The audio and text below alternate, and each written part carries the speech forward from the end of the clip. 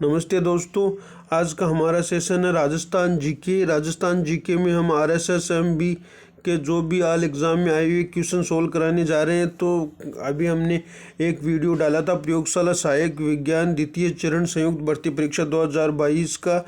तो हमने 30 क्वेश्चन इसमें आपको करवा दिए थे, बाकी 25 क्वेश्चन हैं वो हम आपको अब सोल्व कराने जा रहे हैं। तो दोस्तों देखिए क्वेश्चन नंबर 31।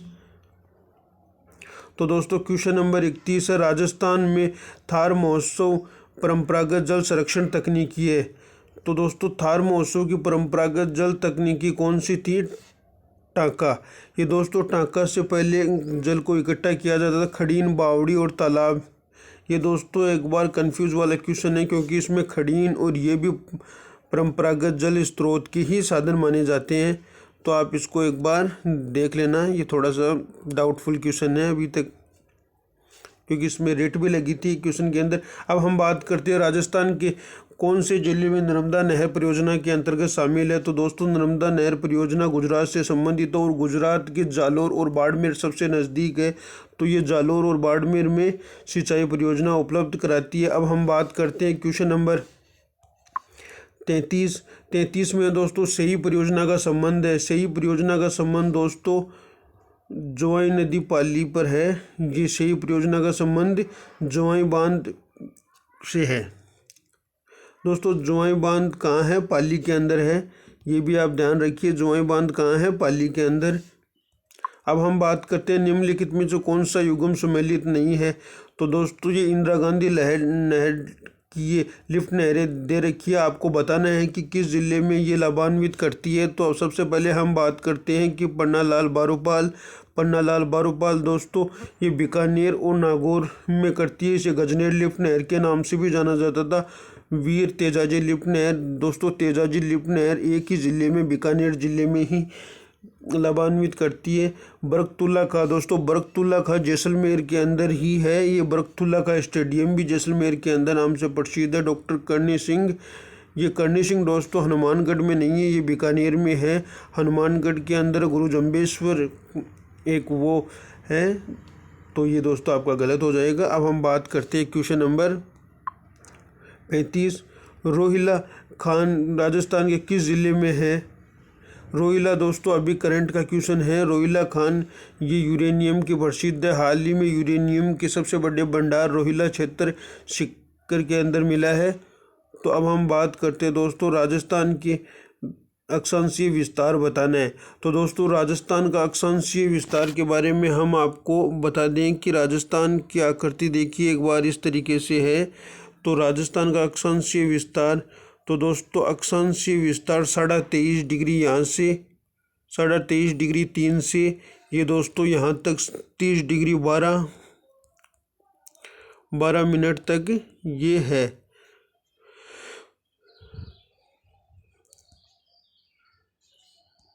अब आगे क्वेश्चन है दोस्तों, राजस्थान में कौन से प्रदेश में एंटीसोल्स मृदा पाई जाती है? तो राजस्थान में दोस्तों मृदा एंटीसोल्स, एरिडोसोल्स, एल्फीसोल्स ये 5 प्रकार की मृदाएं पाई जाती है। कृषि विभाग द्वारा राजस्थान में मृदाओं को 5 भागों में बांटा है। तो अब हम बात करते हैं एंटीसोल्स दोस्तों। एंटीसोल्स और एरिडोसोल्स दोनों ही मृदा राजस्थान के पश्चिमी भाग में पाई जाती है। दक्षिणी भाग की बात करें तो दक्षिणी भाग में हाड़ौती में वर्टिसोल्स, कोटाबंदी, बारा, झालावाड़ में। पूर्वी भाग के अंदर एल्फीसोल्स जलोढ़ मृदा कहते हैं, जो जयपुर, सवाई माधोपुर इधर की तरफ पाई जाती है। और दक्षिणी पूर्वी भाग के अंदर दोस्तों ये आपके हाड़ौती क्षेत्र की तरफ ही है, इसमें भी वर्टिसोल्स मृदा ही ज़्यादा पाई जाती है। और यहाँ देखें दक्षिणी भाग में, तो केवल दक्षिणी भाग में दोस्तों सबसे ज़्यादा मिट्टी लाल लोमी मिट्टी पाई जाती है। अब हम बात करते हैं गोडवाड़ प्रदेश किस बेसिन को कहते हैं? दोस्तों गोडवाड़ प्रदेश आपके लूनी बेसिन के अंतर्गत आता है। गोडवाड़ प्रदेश लूनी बेसिन के अंदर आता है। लूनी बेसिन का क्षेत्र जहाँ लूनी नदी बहती है। लूनी नदी दोस्तों अजमेर ज़िले के नाग के पहाड़ियों से निकलती है और ये नाग की पहाड़ियों से होते हुए राजस्थान के बाड़मेर, जालोर, सिरोही इधर की तरफ होते कच्छ के रण में चली जाती है। अब हम बात करते हैं मरुस्थल क्षेत्र में मिट्टी के अपरदन को रोकने के लिए क्या किया जाना चाहिए? वृक्षों की पट्टी लगाना। दोस्तों मरु क्षेत्र में मृदा का जो अपरदन है उसे रोकने के लिए क्या किया जाना चाहिए? वृक्षों की पट्टी लगानी चाहिए। फसलों में हेरफेर से दोस्तों मृदा का अपरदन से कोई प्रभाव नहीं पड़ेगा। खेतों में मेड़बंदी से भी दोस्तों एक प्रकार से जो चारागाह है या पशु पक्षी है उनको रोका जाता है, इनसे भी कोई प्रभाव नहीं होगा। चारागाहों को विकसित करना दोस्तों, अगर चारागाहों को विकसित किया जाएगा तो फसल नष्ट होगी, नहीं कि इसमें मृदा के अपरदन को रोका जा सकता है। तो वृक्षों की पट्टी लगा दी जाएगी, तो ये आंसर सटीक है, क्योंकि वृक्षों की पट्टी लगाने से मृदा का एक जगह रुकाव होगा, क्योंकि जो भी मृदा एक स्थान से दूसरे स्थान पर पलायन करती है वो वहीं रुक जाएगी। अब हम बात करते हैं रामगढ़ विषधारी अभयारण्य को किस स्वरूप में अधिसूचित किया गया है? बाघ संरक्षित क्षेत्र। दोस्तों रामगढ़ विषधारी अभयारण्य है वो 52वां टाइगर रिजर्व है, भारत का 52वां टाइगर रिजर्व और राजस्थान का चौथा टाइगर रिजर्व बनने जा रहा है। अब हम बात करते हैं दोस्तों क्वेश्चन नंबर 41, राजस्थान के किस भाग में वालरा कृषि की जाती है? तो दोस्तों वालरा कृषि ग्रासीय जनजाति द्वारा की जाती है और ये राजस्थान की सिरोही क्षेत्र के अंदर सबसे ज़्यादा ग्रासीय जनजाति निवास करती है। अब हम बात करते हैं वृक्ष, वह वृक्ष जिससे कत्था निकाला जाता है। दोस्तों खेर के वृक्ष से कत्था बनाया जाता है और खेर के वृक्ष से कत्था बनाने का काम कथोड़ी जनजाति द्वारा किया जाता है। दोस्तों ये काम कथोड़ी जनजाति द्वारा किया जाता है। अब हम आगे क्वेश्चन की बात करते हैं दोस्तों। क्वेश्चन नंबर 43, राजस्थान में वन विभाग द्वारा जारी जिलों और शुभंकरणों में त्रुटिपूर्ण बताइए। तो दोस्तों आप भरतपुर का सारस, ये दोस्तों सही है, सटीक है इसका आंसर। अब हम बात करते हैं भीलवाड़ा का मोर, ये भी सही है दोस्तों। चूरू का काला हिरण, ये भी दोस्तों सही है। ये अलवर का सांबर है दोस्तों। अलवर में सरिस्का वन्यजीव अभयारण्य अलवर के अंदर सबसे ज़्यादा सांबर है और ये बाघ रणथंभौर का है, तो ये आपका गलत हो जाएगा। एक बार आपको हम PDF डाल देंगे, 33 जिलों की है जो शुभंकरण क्या क्या है, आपको अलग से वीडियो डाल दिया जाएगा, तो दोस्तों आप उसमें देख लीजिए। कुंभलगढ़ व गोगुंदा के बीच विस्तृत पठार किस नाम से जाना जाता है? बोराट के पठार के नाम से जाना जाता है। कुंभलगढ़ राजसमंद और गोगुंदा उदयपुर दोनों के बीच में जो पठार है उसे किस नाम से जाना जाता है? बोराट के पठार के नाम से जाना जाता है। अब हम बात करते हैं क्वेश्चन नंबर 45, कौन सी श्रेणी प्रशासनिक दृष्टि से राजस्थान के वनों की श्रेणी नहीं है? तो दोस्तों ये वर्गीकृत श्रेणी नहीं है, राजस्थान के प्रशासनिक दृष्टि से 3 श्रेणियों में बांटा गया है।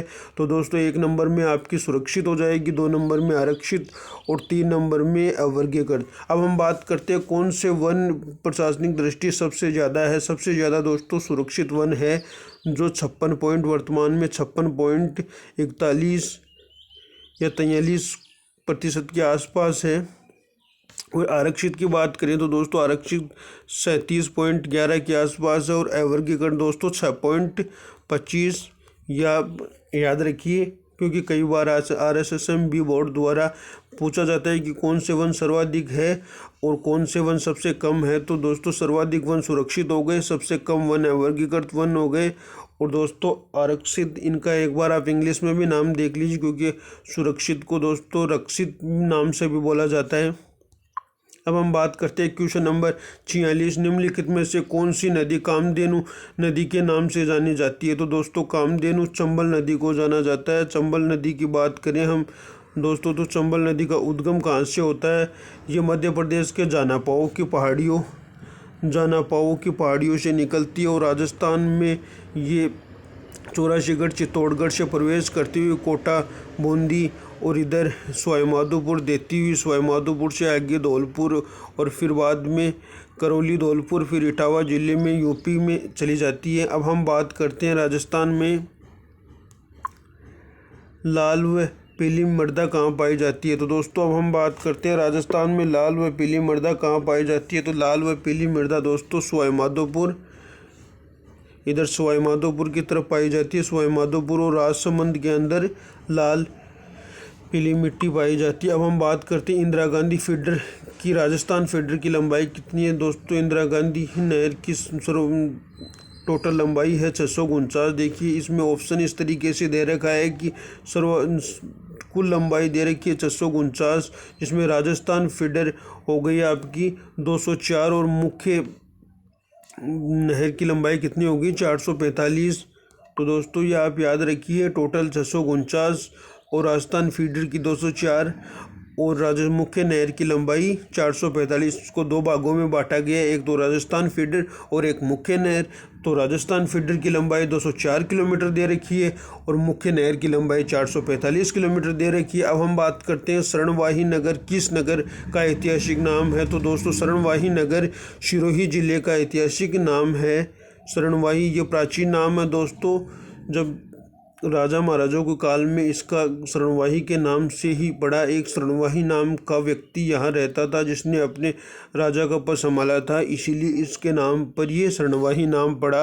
अब हम बात करते हैं क्वेश्चन नंबर 50। राजस्थान के निम्नलिखित जिलों में से पूर्व से पश्चिम की ओर सही क्रम को व्यवस्थित करें। तो दोस्तों पूर्व से पश्चिम की ओर बात चल रही है, तो सबसे पहले हम देखते हैं कि पूर्व से पश्चिम की ओर कौन कौन से ज़िले आ रहे हैं। तो दोस्तों सबसे पहले आपका बूंदी आएगा, पूर्व की तरफ बूंदी है जो कोटा बूंदी हाड़ौती क्षेत्र की तरफ है। फिर बात करते हैं मध्यवर्ती जिला, ये अजमेर है आपका जो मध्यवर्ती जिला है। फिर बात करते हैं पाली, तो दोस्तों पाली है जो आपका लूनी बेसिन के अंदर आता है। फिर बात करते हैं बाड़मेर है, तो दोस्तों बाड़मेर आपका अंतर्राष्ट्रीय सीमा की टच करता है और ये पाकिस्तान की सीमा को भी लगता है और गुजरात दोनों की सीमा बनाता है। तो यह आपका इधर की तरफ आ गया पश्चिम की तरफ। तो इस प्रकार से ये क्रम आपका है। अब हम बात करते हैं क्वेश्चन नंबर 51। किस मंदिर को खम्भों का अजायबघर कहा जाता है। तो दोस्तों खम्भों का अजायबघर रणकपुर का जैन मंदिर है, उसको खम्भों का अजायबघर कहा गया है। दोस्तों रणकपुर के जैन मंदिर है, उसका शिल्पकार देपाक नामक व्यक्ति को माना जाता है। अब हम बात करते हैं जैसलमेर का किला किस नाम से जाना जाता है। दोस्तों सोनारगढ़ का किला जाना जाता है। इसे 99 बुर्ज के नाम से भी जाना जाता है। इसे मिट्टी का काट के गढ़े इस प्रकार के नाम भी दिए गए हैं। और दोस्तों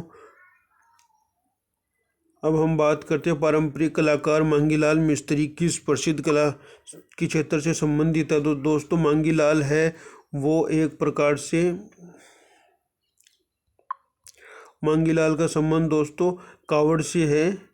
और कावड़ कहाँ की है दोस्तों, कावड़ बस्सी चित्तौड़गढ़ की प्रसिद्ध है, चित्तौड़ की प्रसिद्ध है दोस्तों। कहाँ की है कावड़, बस्सी चित्तौड़ की प्रसिद्ध है। अब हम बात करते हैं दोस्तों राजस्थान के लोकप्रिय पर्यटन स्थल सहेलियों की बाड़ी का निर्माण किसने करवाया। तो सहेलियों की बाड़ी का निर्माण दोस्तों महाराजा संग्राम सिंह के द्वारा कराया गया है। तो दोस्तों इसमें याद रखिए महाराजा संग्राम सिंह के द्वारा सहेलियों की बाड़ी का निर्माण करवाया गया। अब हम बात करते हैं क्वेश्चन नंबर 55। मत्स्य संघ के प्रशासन को चलाने के लिए गठित मंत्रिमंडल में निम्नलिखित में से कौन शामिल नहीं थे। दोस्तों मत्स्य संघ को चलाने के लिए 3 व्यक्ति शामिल थे, मास्टर भोलानाथ, चिरंजी लाल शर्मा और मंगल सिंह। इसके लिए हमने आपके लिए ट्रिक भी बना रखी है दोस्तों, बोमाची। ये बोमाची के नाम से तीनों व्यक्ति प्रसिद्ध थे। अब हम बात करते हैं क्वेश्चन नंबर 56। उदयपुर में राजस्थान महिला परिषद के संस्थापक कौन थे। तो शांति त्रिवेदी उदयपुर में महिला परिषद के संस्थापक थे। अब हम बात करते हैं वीर विनोद की रचना किसने की। वीर विनोद की रचना दोस्तों श्यामल दास ने की और इसमें वीर विनोद के अंदर 80,000 की संख्या बताई गई है। इसमें राठौड़ों की संख्या 80,000 बताई गई। अब हम बात करते हैं दोस्तों गठियाल प्राकृत अभिलेख किस प्रतिहार शासक से संबंधित है। दोस्तों गठियाल कक्कुक से संबंधित है। सबसे पहले कक्कुक ही शासक था जिसने के बारे में गठियाल अभिलेख बताया था। अब हम बात करते हैं यह प्रतिहार से संबंधित है दोस्तों। अब हम बात करते हैं पिछवाई चित्रशैली किससे संबंधित है। दोस्तों पिछवाई नाथद्वारा की चित्रशैली है दोस्तों। इसमें श्री कृष्ण की बाल लीला के बारे में बताया गया है, श्री कृष्ण की जीवनी के बारे में और उसका चित्रांकन करने के बारे में बताया गया। अब हम बात करते हैं ऐतिहासिक दृष्टि अहिरवाटी और किस नाम से जाना जाता है। अहिरवाटी को दोस्तों राठी के नाम से भी जाना जाता है, ये पश्चिमी राजस्थान की भाषा है। अब हम बात करते हैं मोतीलाल तेजावत ने भीलों को आंदोलन कहाँ से शुरू किया? तो दोस्तों मोतीलाल तेजावत ने सबसे पहले भीलों के लिए आंदोलन किया वो जाडौल गांव से स्टार्ट किया। जाडौल ये बांसवाड़ा के अंदर है। अब हम बात करते हैं प्रतीक ने किस समाचार पत्र के माध्यम से बिजोलिया कर्षक आंदोलन को विख्यात कर दिया? तो दोस्तों बिजोलिया किसान आंदोलन के प्रताप नामक समाचार पत्र से इन्होंने सबसे पहले शुरू किया और इन्होंने ही विजय सिंह प्रतीक द्वारा ही राजस्थान केसरी नामक समाचार पत्र भी निकाला था, जिसके बारे में कहा जाता है कि ये बिजोलिया किसान आंदोलन के बारे में लोगों को जनजागृति पैदा की थी। अब हम बात करते हैं राव गंगा की मृत्यु के उपरांत 5 जून 1531 ईस्वी में मारवाड़ का शासक कौन बना? तो दोस्तों राव गंगा की मृत्यु उसके पुत्र मालदेव के द्वारा की गई थी और उसे मारवाड़ का पितृहंता भी कहा जाता है। मालदेव को दोस्तों मारवाड़ का पितृहंता भी कहा जाता है। अब हम बात करते हैं क्वेश्चन नंबर 64। डूंगरपुर राज्य में गुहिल राजवंश का संस्थापक कौन था? तो दोस्तों डूंगरपुर राज्य में गुहिल राजवंशों का संस्थापक उदय सिंह था। अब हम बात करते हैं परमवीर चक्र से सम्मानित होने वाले प्रथम राजस्थानी कौन थे? दोस्तों पीरू सिंह। इसको आपको रटना है क्योंकि ये आपके खेल खिलाड़ियों से संबंधित क्वेश्चन है। 1857 में आहुआ के ठाकुर विद्रोह के समय ये जोधपुर के महाराजा कौन थे? 1857 के समय आहुआ के विद्रोह के समय जोधपुर का शासक कौन था? जोधपुर का शासक दोस्तों तख्त सिंह था और इन्हीं की सहायता से अंग्रेजों ने विद्रोह किया। तो दोस्तों तख्त सिंह ने अपने सैनिक भेजे, जिसमें अंग्रेजों का सैनिक ओनाड सिंह भी शामिल था और इनको सैनिक का वो कुशल सिंह भी ने इनकी सेना का नेतृत्व किया। ये भी क्वेश्चन आ चुका है RSSMB के एग्ज़ाम में। तो कुशल इसका सेनापति था कुशल सिंह भी। इसके द्वारा 2 युद्ध लड़े गए, एक चेलावास का और एक चौसा का, दोनों युद्ध लड़े गए। अब हम बात करते हैं दोस्तों क्वेश्चन नंबर 67। 300 ईस्वी पूर्व से 300 ईस्वी तक काल राजस्थान में गोल चैत्य कहाँ मिला? तो दोस्तों गोल चैत्य सबसे ज़्यादा कहाँ मिले? बेराट सभ्यता की खोज दोस्तों दयाराम साहनी के द्वारा की गई थी और ये जयपुर जिले के अंदर स्थित है। निम्नलिखित में से कौन मेवाड़ क्षेत्र से संबंधित है? दोस्तों मेवाड़ क्षेत्र से संबंधित है लालदास जी ये दोस्तों चरणदास जी के शिष्य थे। अब हम बात करते हैं कामड़िया पंथ के संस्थापक कौन है? तो दोस्तों कामड़िया पंथ के संस्थापक बाबा रामदेव जी है। इनके द्वारा ही कामड़िया पंथ चलाया गया। एक चीज़ आपको ये भी याद रखनी है कि बाबा रामदेव का जन्म उड़ू काश्मीर बाड़मेर जिले में हुआ और ये दोस्तों एकमात्र ऐसे व्यक्ति थे दो कवि भी थे, इनके द्वारा कविता भी लिखी गई है 24 बाणियाँ नामक। अब हम बात करते हैं सूर्यमल मिश्रण की रचनाओं में राजस्थान की कौन सी बोली बोली जाती है? तो सूर्यमल मिश्रण की रचनाओं में राजस्थान में कौन सी बोली प्रयुक्त हुई है? तो दोस्तों इसके लिए हाड़ौती क्षेत्र से संबंधित है। दोस्तों ये डिंगल के कवि है और ये राम सिंह के ये पिंगल के कवि थे और ये महाराजा राम सिंह के दरबार में कवि के रूप में इन्होंने कार्य किया। तो इनके द्वारा जो रचनाएं रची गई वो हाड़ौती क्षेत्र से संबंधित थी, हाड़ौती भाषा में। अब हम बात करते हैं आदिवासियों द्वारा कौन सा मेला आदिवासियों का कुंभ कहा जाता है? तो दोस्तों ये थोड़ा सा टाइप होने में दिक्कत हो गई। तो ये बेणेश्वर मेला है वो आदिवासियों का कुंभ कहा जाता है। अब हम बात करते हैं क्वेश्चन नंबर 62। प्रतीक के समाचार पत्र के माध्यम से बिजोलिया कर्षक आंदोलन विख्यात कर दिया गया। ये दोस्तों रिपीट हो गया अभी क्वेश्चन। अब हम बात करते हैं, ये आपको हमने कराई दी। अब दोस्तों ये देखिए 2-3 क्वेश्चन आपके लिए अलग से लाया हूँ मैं। Question number 73। बीकानेर के अनूप सिंह को औरंगजेब में कौन सी उपाधि से सम्मानित किया? तो दोस्तों ये आपको याद रखना है, माई भ्रातृ की उपाधि से सम्मानित किया। किस नदी के तट पर गेलूंड सभ्यता दोस्तों बनास नदी के तट पर राजसमंद में स्थित है। गणेश्वर सभ्यता का उत्खनन किसके निर्देशन में हुआ?